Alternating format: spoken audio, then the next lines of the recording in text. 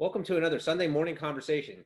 This morning, my guest is Georgia Porter, and she's an elite competitive runner.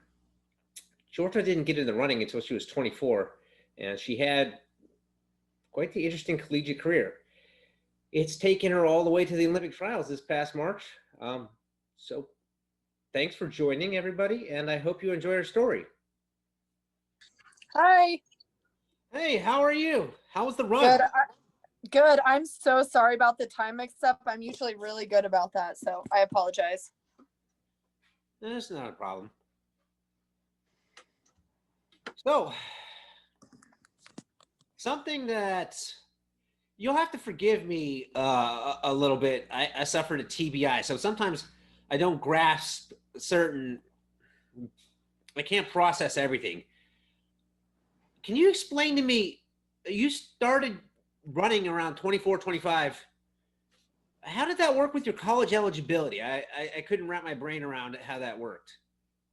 Yeah, it was very complicated. So the way it works for Division II, because I ran for a Division II school, they count any college you do, just you start accumulating or you start using your eligibility. So by the time I was 25 and I started running, I had been going to a community college, so that ate up a couple years of my eligibility. And so by the time I went to a Division II school at Western, I had essentially 2 years left. And you can contrast that with like Division I. I'm pretty sure your time clock, or at least back when I was looking, your time clock starts right, I think, when you graduate high school, and you have 5 years to use that eligibility. So I had no D1 eligibility at that time, just D2. I mean, they pay for your school, right?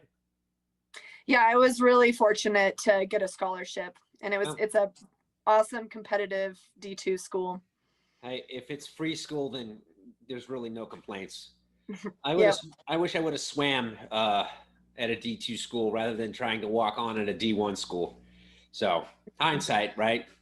Right. Yeah. And I was lucky too, being older, because when I went to the D2 school, I was 27. And so both my sisters had been through this process, so they really helped. And yeah, I was going to tell you too, there was a guy on our team who also had a traumatic brain injury and continued to run on the team when he came back. He ended up becoming one of my closest friends. So just to kind of see what he went through and that he continued to pursue running is really incredible. Yeah, so mine wasn't necessarily a severe one. Like I wasn't laid up in the hospital for weeks on end. The problem with mine was I was a rare case where symptoms just didn't get better. Mm-hmm. So that was my problem. But I mean, I got hit by Tahoe Expedition, some large SUV, head on, riding my bike to work for off-season miles. Oh, wow. Yeah, and he was going about 50 miles an hour. So he hit me pretty hard. And a lot of people don't make it through that. Yeah, I consider myself lucky, and that I've kind of found my higher purpose in life. Mm-hmm. But I mean, I ran a marathon 4 months after my accident because I didn't want to eat the entry fee. It was ugly. It was ugly, and I walked like 8 separate times. I walked 8 separate times during the second half of the marathon, and I stopped at the beer tent in mile 25 and drank. But I still finished it. Was it worth it to not have to eat the entry fee? No, because there was a horrible day. Like, it was so humid that it would go through spurts of rain. And in the middle of February in Birmingham, it was almost 70 degrees. It was like horrible race conditions. Yeah. And I was wearing the West Stride team singlet, and it's rabbit. And for some reason, every rabbit singlet they gave me, it just holds water. It doesn't wick it. It holds it. And it was just a miserable day. So, Dang. But yeah, I mean, it's funny how a lot of TBI people, everybody knows someone. It's a bigger community than we think. Yeah. So being in Flagstaff, how did you get hooked up with the Atlanta Track Club Elite Squad? Are you talking about like Mary and Bosch? Um, you know, I was in reading up Tijuana. when I was reading up on you. You have a profile on the Atlanta Track Club. Oh, that is actually from the trials. So because they hosted the trials, so it was kind of cool before the race. I The actually went and Olympic. watched them. I live in Atlanta. Oh, cool. Okay, so I was there. So before the race, on their website, they did a bio on everyone who qualified, which was really cool. So often now, if you like type in a runner, then what'll pop up is their bio from the Olympic trials. Okay. So Now, I tell was me there. tell me about how your experience was. You ran it, right? Oh, it was one of the best race experiences of my life. Um, what was fun about it was that I train in Flagstaff, and it's, pretty hilly. You can get on some hilly roads, and it's pretty windy, which, as you know, from being out there that day, it really prepared me for the course because it was a pretty windy day and the course was fairly hilly for a road marathon. Um, but yeah, I went in there with a super strong plan. I came in ranked 69th, and I had a goal of really doing a lot better than that. And so the first 16 miles, I just stuck to my plan. I let a lot of people pass me, and then I just chased people down over and over, and I moved up to 28th by the finish. So I was pretty pleased with my performance. Yeah, it's Atlanta. There's only a handful of flat spots down here, and everybody runs in them, so there's nowhere to park. But Yeah. I mean, we're in the foothills of the Appalachians, you know, which I mean, for a cyclist, you know, and triathlete, I get good hill training out of it.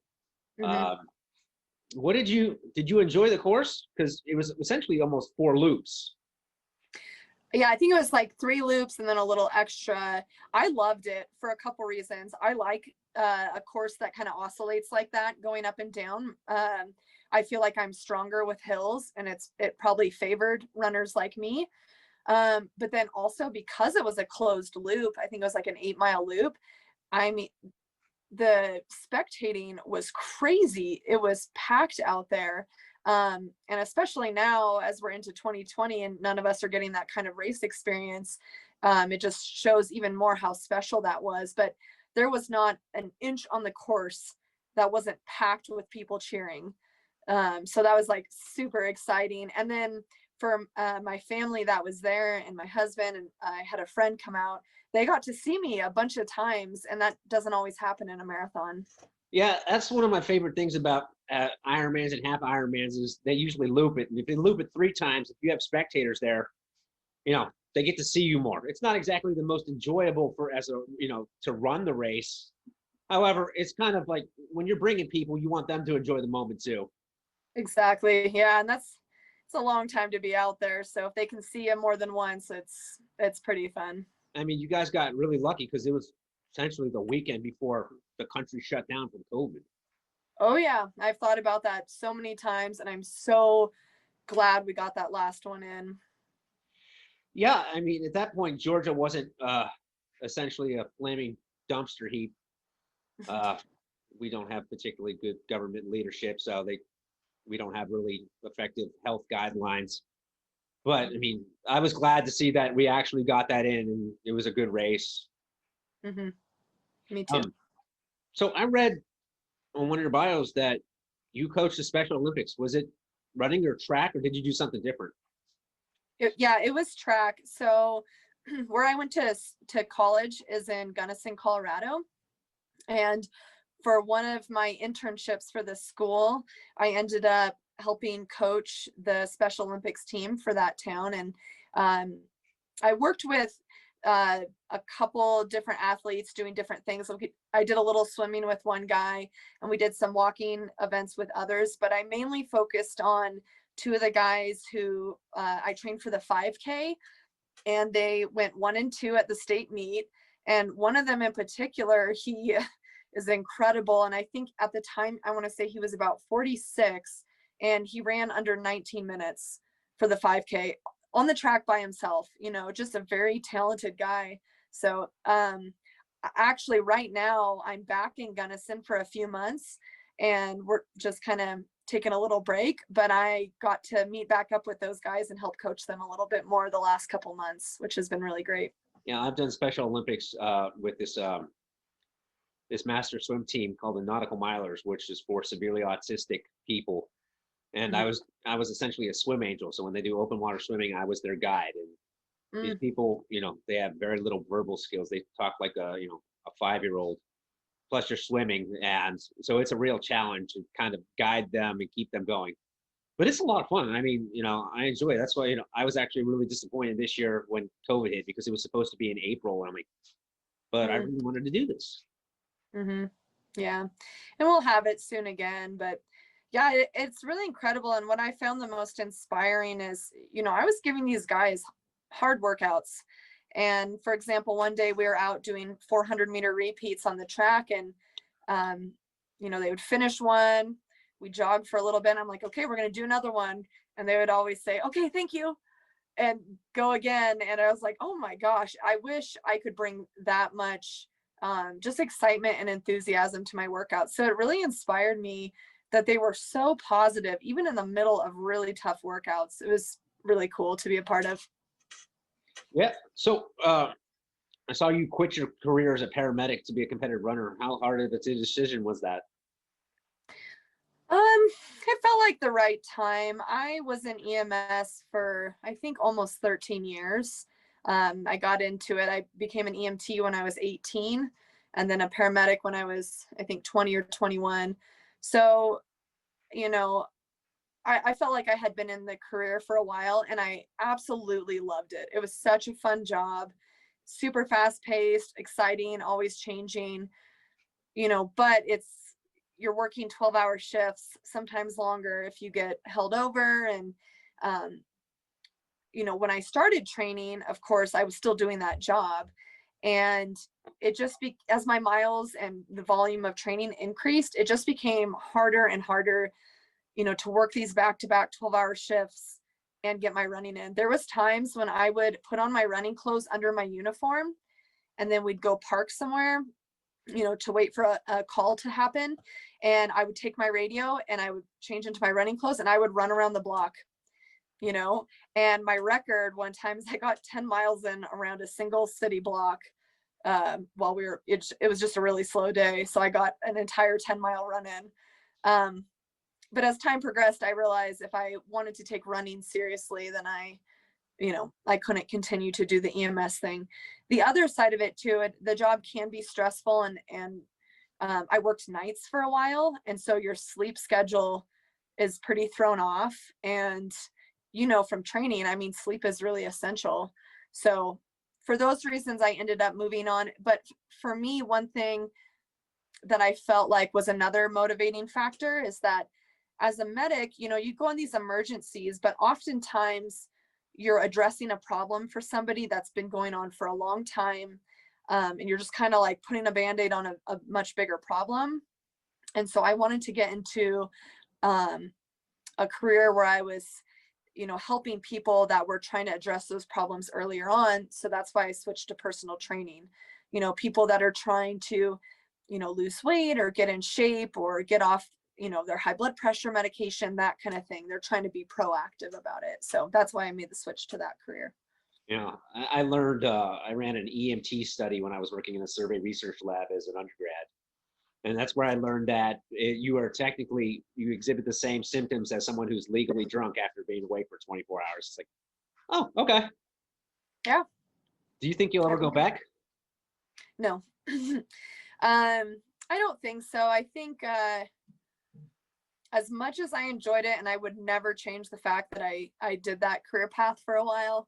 Um, I like being able to have a normal sleep schedule, and I like, I feel like part of that job is you have to be a little calloused, and not in a bad way, but you're dealing with some intense stuff, and it's not helpful to, be emotional or care too much about what's going on, because otherwise you couldn't do your job, right? So I'm happy though, as the years have gone by, that I've moved away from that career.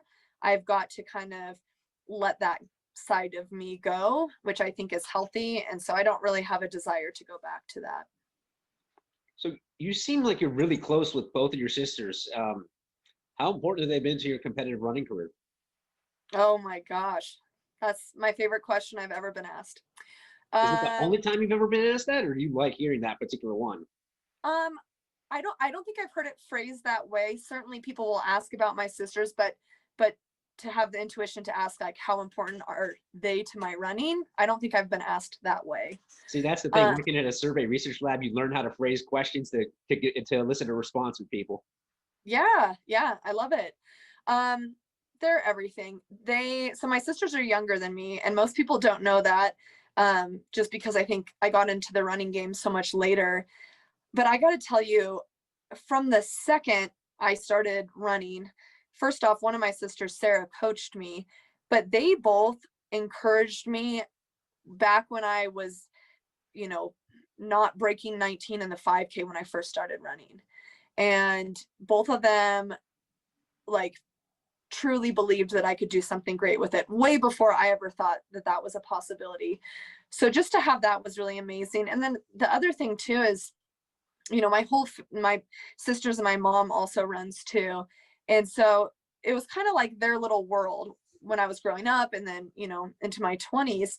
And it's like I remember being on the outside, like listening in, and they were like talking like in a different language about these people and these numbers and paces, and I didn't get any of it. And I knew that they would be upset after some races and happy after others, and I couldn't really share in that. So it's been really, really cool to be able to now be in that world with them, to share that with them. We get to share the heartbreaks and the triumphs and everything in between. And that is just like been such a cool thing. And when I started running for the D2 school, it was really cool because my youngest sister, Shannon, had stepped away from collegiate running for a little bit. And then she ended up going back also to a D2 school exactly when I did. So we ended up competing against each other 6 different times at nationals, which was just so fun to be on the starting line at nationals with my sister. Um, like it was so special. And I think we traded off each time who won, not purposely, of course, but I think she beat me 3 times and I beat her 3 times. So I liked that it was nice and even. Nice. So really, the last thing I have for you is, I know COVID has kind of thrown a wrench into every athlete's, plans, but what are some of your short-term or long-term goals that you see for the future? Yeah. Uh, and about that, as far as this season being kind of weird, um, I've really tried to use this as a time to focus on the process, and I want a goal just like anybody, but I think it's oftentimes the case where as athletes, we get really tied up in just that goal. Um, and we forget that the process is the important part. So for me, I've actually had a really great season recently, just like training and having fun. Um, I was really fortunate to just find out actually I got into the marathon project, which is a race that's going to be put on by, I think it's being put on like by NAZ Elite in Hoka, and it'll be in Arizona in December. And they've limited it to 50 men and 50 women. And I made it in, which is super exciting because it's going to be a very, very competitive race. So that's my short-term goal, which is great because I was hoping to do a marathon in December. I've been training as if I'm going to do a marathon in December, and it's looking like I'll actually get to make that happen. And then for goals beyond that, I would love to in the next year or so continue to compete and get to a point where I kind of make that leap from being in the elite runner category to the professional running. I would like to kind of get there. So we'll see what happens. See, we treated COVID differently. I went on hiatus. I worked on side projects like my YouTube channel or finishing my book about my story. Mm-hmm. And I did like very little training, and I'm just starting to get back into it now because Challenge Daytona is December 5th. It's going to be the ugliest 70.3 I've ever done, but plus it's Yeah, in but Florida with Florida Man.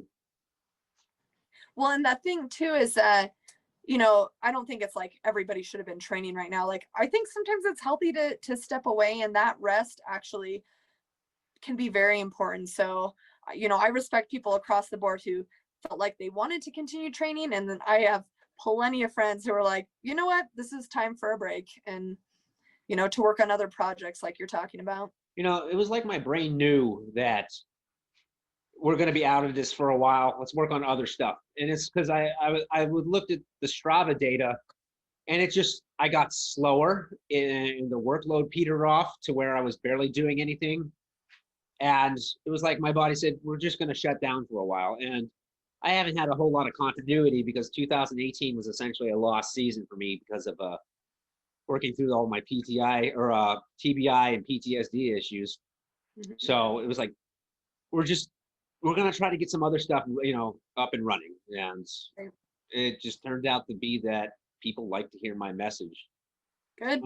They also like for me to tell other people's stories like yours. So yeah, that's awesome. Well, it's definitely an honor, and I appreciate you reaching out. Yeah, thank you for coming on today. I appreciate it very much. Awesome. Enjoy the rest of your night. You too. Take care. I'll follow you up, and I'll cheer you on in December. Okay. Thank you. Thanks, guys, for watching another Sunday morning conversation. If you liked what you saw, please do like and subscribe.